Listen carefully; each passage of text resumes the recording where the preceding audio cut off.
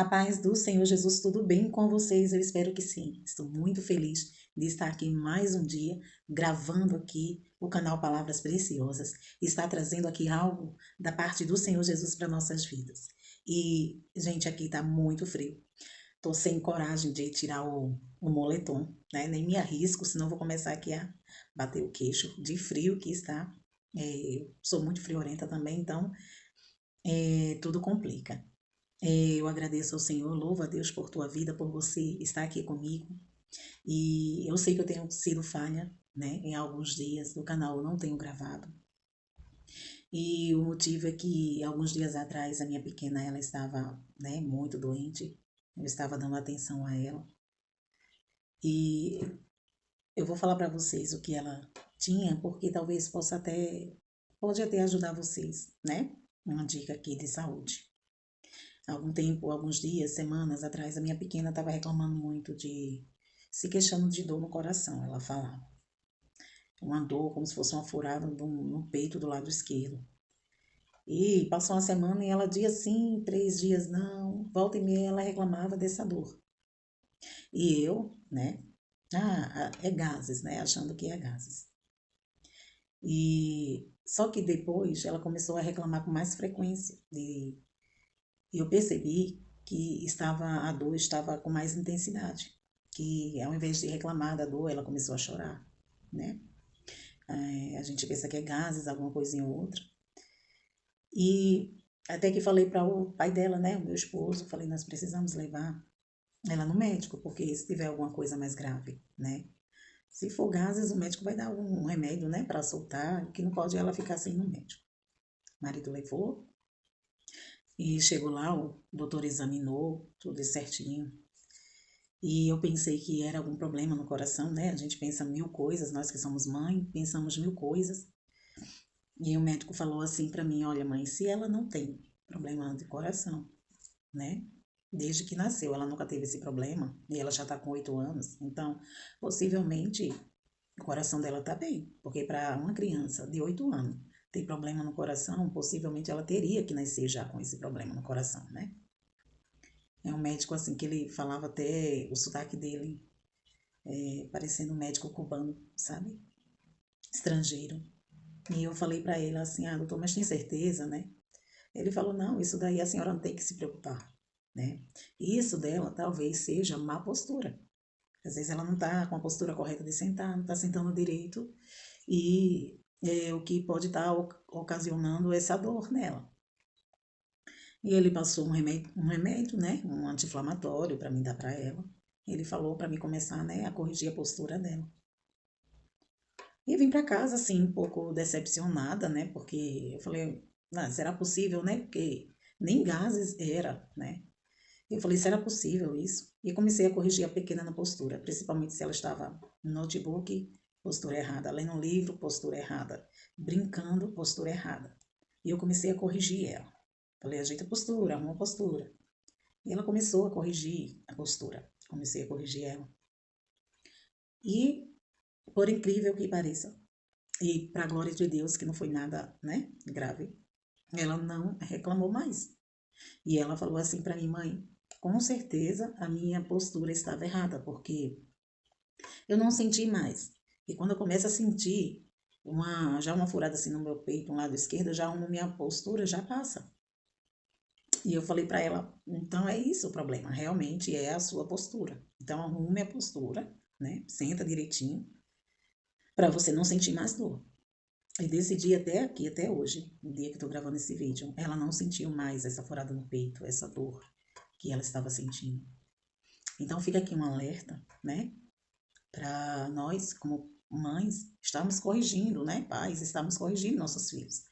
Às vezes a postura, eles esquecem de endireitar a postura e vem muito outros problemas de saúde, né? Dor na coluna, dor nas costas, muitas vezes dor de cabeça, dor no pescoço, e nós não sabemos o que é. Às vezes pensamos que é outra coisa, é algo mais grave, né? Algo mais sério, e não é, e se resolve muitas vezes de maneira tão simples, né?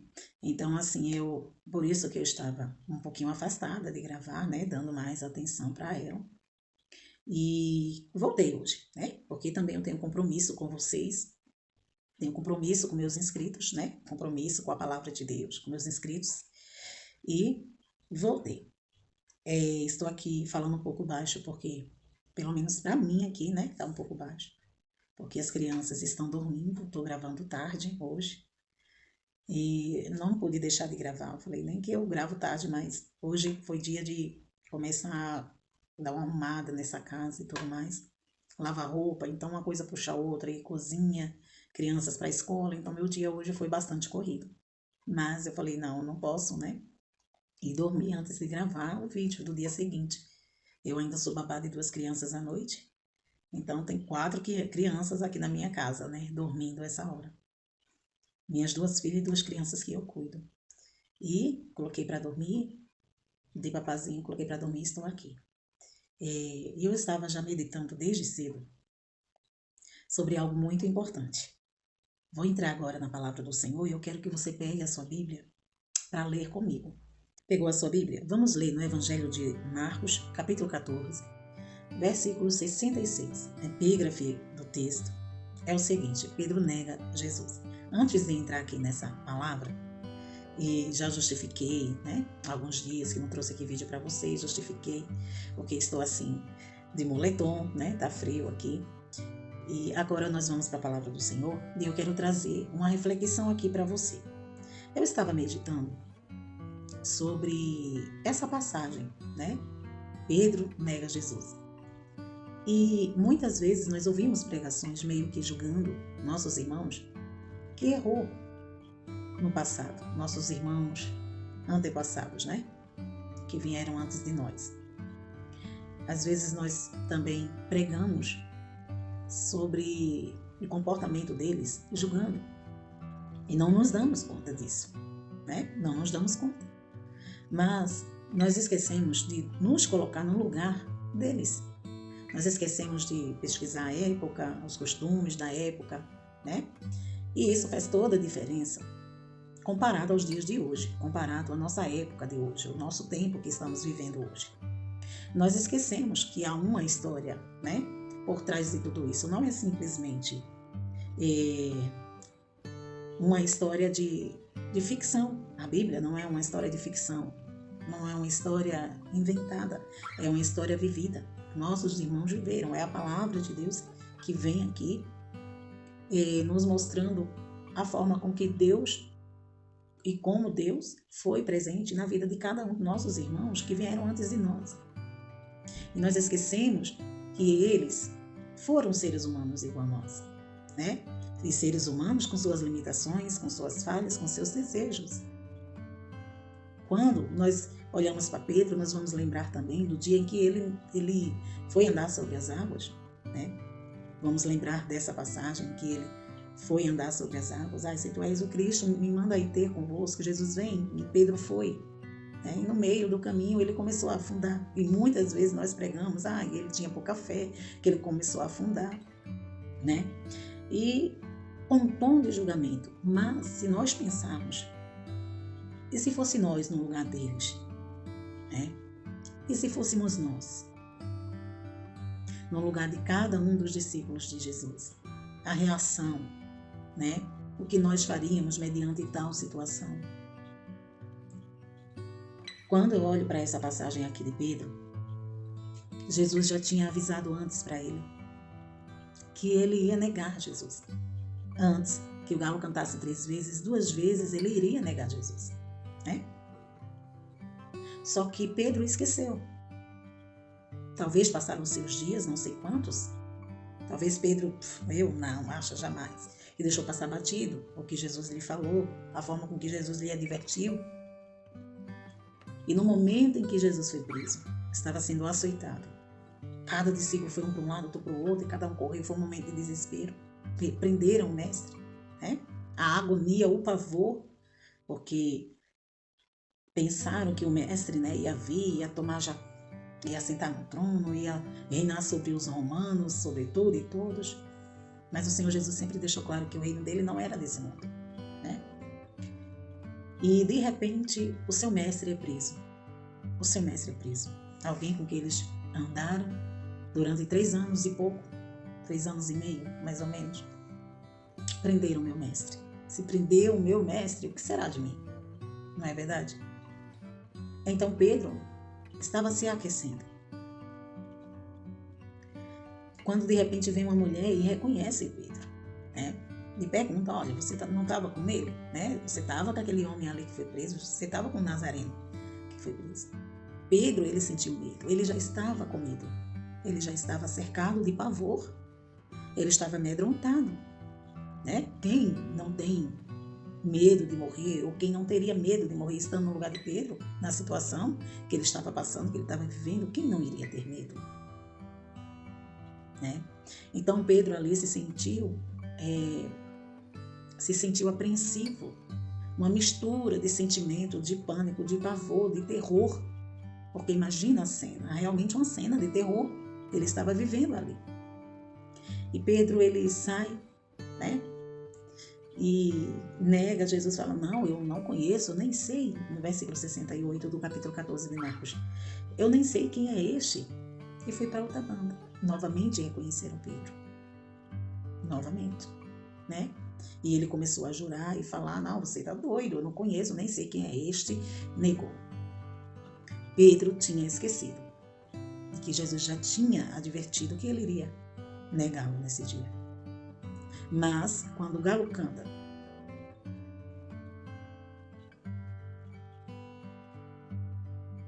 no versículo 72, e logo o galo cantou pela segunda vez. Então Pedro se lembrou da palavra que Jesus lhe tinha dito. Antes que 2 vezes o galo cante, você me negará 3 vezes. A Bíblia fala que antes que o galo cantasse 2 vezes, 3 vezes Pedro iria negar Jesus. E aqui fala em seguida, e Pedro pôs-se a chorar. Quando o galo cantou, Pedro lembrou do que Jesus lhe dissera. Para ele lembrar, e porque ele tinha esquecido. Ele esqueceu que Jesus já havia lhe advertido sobre. Né?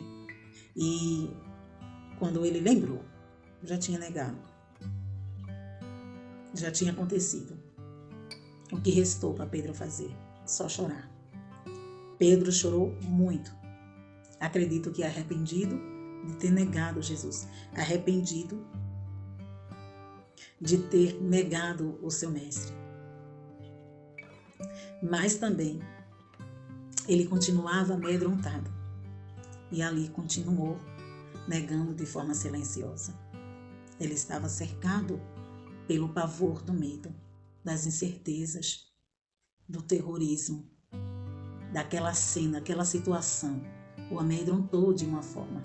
Ele estava sozinho. Talvez se algum dos discípulos estivesse com ele, ia passar coragem para ele. Ia estar junto, ele talvez não ia negar. Mas Pedro estava sozinho. Então muitas vezes nós esquecemos de olhar para Pedro como um homem e de nos colocar no lugar dele. E é aqui que eu quero chegar com essa mensagem. E se fôssemos nós no lugar de Pedro? Vamos imaginar a cena, o terror, as gritarias, os discípulos se dispersando, cada um para um lado, se escondendo. Cada um estava sozinho agora. O seu mestre, que fazia tantos milagres e prodígios de maravilha, que tinha pregado o reino de seu pai durante 3 anos e meio, estava sendo açoitado. E agora? Essa cena, essa situação não foi fácil para Pedro. Não foi uma situação suave para ele. Foi difícil. E esse choro de Pedro mostra que ele reconheceu o quanto que Jesus o conhecia. Porque nem Pedro conhecia a si mesmo. Acha, meu mestre, jamais, Jesus, eu irei te negar. Eu não, jamais te negarei. Mas Jesus conhecia quem era Pedro de verdade. Conhecia quem era Pedro. Conhecia o Pedro que nem Pedro mesmo conhecia de fato quem ele era. Não, Pedro, você vai me negar. Né? E muitas vezes não é assim na nossa vida. Não é dessa forma. Todos os dias nós falamos para o Senhor o quê? Senhor, eu quero ser mais crente hoje do que eu fui ontem. Senhor, hoje eu vou jejuar. Ah, Senhor, não. Amanhã eu vou ser crente. Hoje eu não fiz nada, eu não li a palavra, eu não jejuei, eu não cantei, mas amanhã eu vou fazer. Aí chega o amanhã, ah, Senhor, hoje aconteceu um imprevisto, mas amanhã eu vou fazer. E o Senhor vai dando a oportunidade e nós vamos negando, de certa forma, ao Senhor Jesus também. Negamos a Jesus com nossas ações. Negamos a Jesus com nossas atitudes. Negamos a Jesus com nossas prioridades. Priorizamos tantas coisas e não priorizamos Jesus. Dizemos que Jesus é primeiro em nossa vida, mas as nossas ações é correspondente, é totalmente diferente. Não, as nossas ações não correspondem com o que a nossa boca está falando. Nós dizemos que amamos Jesus, mas muitas vezes passamos o dia sem dialogar com Ele, sem orar, sem ler a sua palavra. E isso também, de certa forma, é negar. É negar a existência de que precisamos ter diálogo com o nosso Mestre. Negar a existência de um diálogo, de uma conversa, de uma intimidade. Nós apontamos demais para Pedro, mas viver o que Pedro viveu, até aqui nós não vivemos. Até aqui não vivemos o que Pedro já viveu. E muitas vezes é coisas tão leves, tão supérfluas, tão simples. E aí nós negamos Jesus. Às vezes não é nem opressão, não somos nem oprimidos e negamos Jesus. Que o Senhor tenha misericórdia de nós, que nós venhamos olhar para nós mesmos, que nós venhamos deixar de olhar para a vida do nosso irmão, da nossa irmã, que faz ou deixa de fazer, ou não faz direito, tem que fazer assim, que nós venhamos olhar para nós e procurar corrigir as nossas condutas. Porque a palavra de Deus, ela tem que ser a nossa regra de fé e prática sempre. E é essa palavra que nós temos que viver. Hoje nós temos a palavra de Deus para ler, sermos corrigidos, aprender com os erros de nossos irmãos que vieram antes de nós. Não erramos. Mas eles não tinham tantos exemplos assim, igual nós temos hoje, aqui na palavra do Senhor. Então eles deixaram um grande legado, foram homens inspirados pelo Espírito Santo, que escreveram a sua história. E hoje nós lemos e nós podemos ver que eles eram humanos como nós. E que nós devemos aprender com os erros deles. Porque aconteceu tudo, mas eles não abandonaram a fé. Quem sabe você está no estado de negar. Mas eu falo para você, nunca queira chegar no estado de abandonar. Peça misericórdia ao Senhor, ore, cante louvores, retome a sua vida de oração, retome a sua vida de intimidade, retome a sua vida de devocional, retome a sua vida na obra de Deus. Retome, enquanto há tempo. Retome a sua vida de intimidade com Deus. Porque vai chegar um tempo que, se nós formos oprimidos, se nós formos ser colocados contra a parede, nós temos que estar preparados para não negar o nosso Jesus. Pedir a misericórdia do Senhor sobre nossa vida, nos santificar e nos purificar, para nós não ficarmos para participar da segunda vinda de Cristo. A palavra do Senhor fala: bem-aventurados os que sobem no primeiro arrebatamento, na primeira vinda de Cristo. Porque a segunda será só pranto e ranger de dente. Será terrível.